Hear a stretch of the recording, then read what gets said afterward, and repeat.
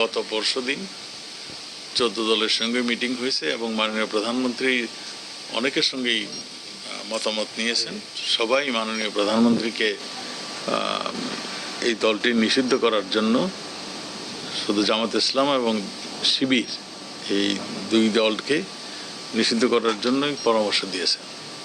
আপনারা জানেন আমাদের আন্তর্জাতিক যে অপরাধ ট্রাইব্যুনাল, সেই ট্রাইব্যুনাল থেকেও দু একটি মামলা সিদ্ধান্তের মধ্যে লিখে দিয়েছে এই দলটি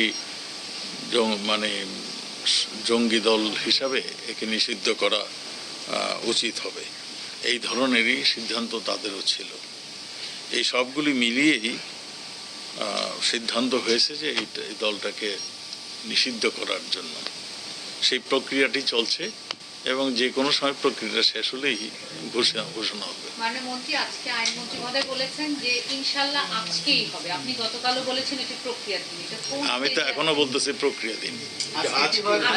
কোনো সম্ভাবনা আছে কিনা? এটা অনেক কিছুই হতে পারে, কিন্তু এখনো আমি বলবো যে আমি প্রক্রিয়া দিন।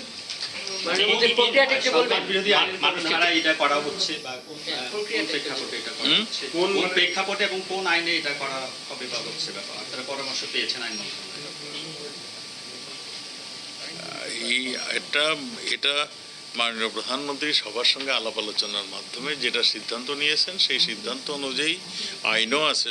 সন্ত্রাস দমন আইন বোধ হয় না, সন্ত্রাস দমনে 18 অনুচ্ছেদের বোধ হয় এইরকম একটা সুযোগ রয়েছে। যে কোনো সময় কোন আইন কোন কিছুতে এগুলি সবগুলি নিয়ে চলছে, কাজ চলছে।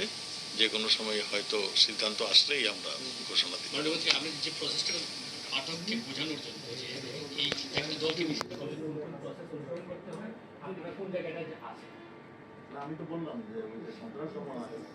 সন্ত্রাস দমন আইনে খুব সম্ভব 18 অনুচ্ছেদে এটার সম্বন্ধে ডিটেল দেওয়া আছে।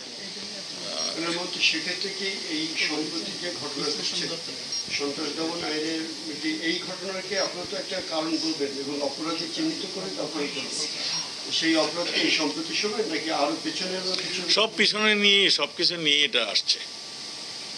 সুশীল সমাজের ডিমান্ড আছে, 14 দলের ডিমান্ড আছে, আমাদের রাজনৈতিক ডিমান্ড রয়েছে এবং এই অতি সম্প্রতি যে সমস্ত ঘটনাগুলি ঘটছে এইগুলির মধ্যে জামাত শিবিরের যে সম্পর্ক রয়েছে, তা এই সবগুলি মিলিয়ে ঝুলেই এই সিদ্ধান্ত। সুশীল সমাজে যেটা বলছেন সেটা তো যুদ্ধাপরাধী হিসাবে এই দলকে নিষিদ্ধ করার দাবি আছে, কিন্তু সন্ত্রাসী দল হিসাবে না। কিন্তু আপনার, আমি তো বললাম সবকিছু মিলিয়ে এটা সিদ্ধান্ত হচ্ছে। আচ্ছা, আমার মনে হয় আমি তো বলতে পারছি না। একটু কাইন্ডলি যদি কোশ্চেন প্লিজ, আমাদের তো নিউজ দেওয়ার দরকার আছে, আমরা চাকরি থাকবো না। আচ্ছা, সেটা হলো যে চাকরি না থাকলে অনেক মিডিয়া আছে, দেখ আরেকটা মধ্যে চলে যাচ্ছে। বলেন গতকালকে কিন্তু আমরা জেনেছিলাম যে আজকে এই 2 দিনের মধ্যে প্রধানমন্ত্রী সেটাই বলেছিলেন যে 2 দিন বুধবারের মধ্যে হওয়ার জন্য। আপনারা তো প্রক্রিয়াটা হলো আপনারা এখান থেকে একটা প্রস্তাব পাঠাবেন আইন মন্ত্রণালয়ে, সেখানে সবগুলো প্রক্রিয়াধীন চলছে। একটা গল্প আছে যে সরকার সিদ্ধান্ত থেকে সরে এসেছে। দেখুন, আপনারা যদি সবকিছুই এক্ষণে জানতে চান তাহলে তো আমি জানাতে পারবো না। আমি তো বলছি প্রক্রিয়াধীন, প্রক্রিয়া শেষ হলেই আপনারা জানতে পারবেন। কিন্তু এই প্রক্রিয়া যেটি আমার সহকর্মী বললেন যে এই প্রক্রিয়াটি যেটি এখান থেকে চূড়ান্ত ভেটিং এর জন্য যাবেন এবং আইন মন্ত্রণালয় থেকে আসবেন, আমরা শুনেছি যতটা যে সেই প্রক্রিয়া শেষ। এখন শুধু আপনি যেটি বললেন যে কোনো মুহূর্তে এটি আপনি যে কোনো মুহূর্তে এই প্রক্রিয়া চলছে। আমি তো বলছি ভাইয়া প্রক্রিয়া বলছে।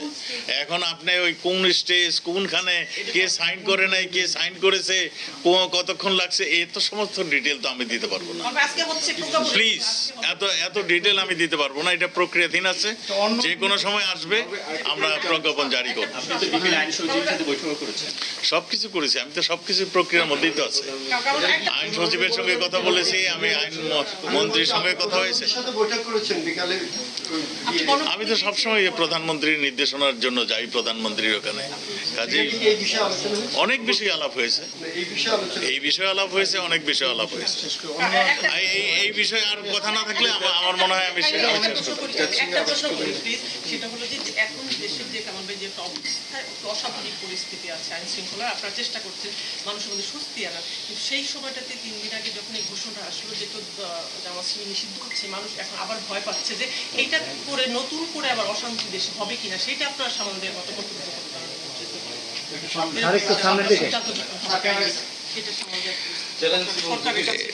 জামাত শিবির তো এই অবস্থা তৈরি করেই ফেলেছে।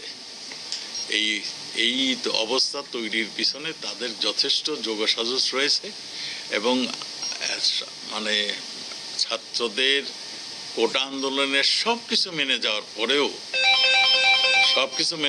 পরেও এই আন্দোলন থামছে না এবং একটা সহিংসতায় রূপ নিয়েছে। এই ছাত্ররা কোনোদিন এই ধ্বংসাত্মক কর্মকাণ্ডে এরা লিপ্ত হতো না যদি তাদের পরামর্শদাতারা এইগুলি পরামর্শ না দিত। আপনার যে রাষ্ট্রীয় সম্পদ ধ্বংস করেছে এবং আমাদের জনগণকে মানে এই যে এতগুলো মানুষ হতাহত হলো, শুধু কি পুলিশের গুলিতে হয়েছে? আপনারা খোঁজ নিয়ে দেখুন, আমরাও তো প্রকাশ করব কার গুলিতে কতজন নিহত হয়েছে, আহত হয়েছে, সবগুলি আমরা প্রকাশ করব। এই সমস্ত সব কিছুই তো এই ছাত্ররা করেনি।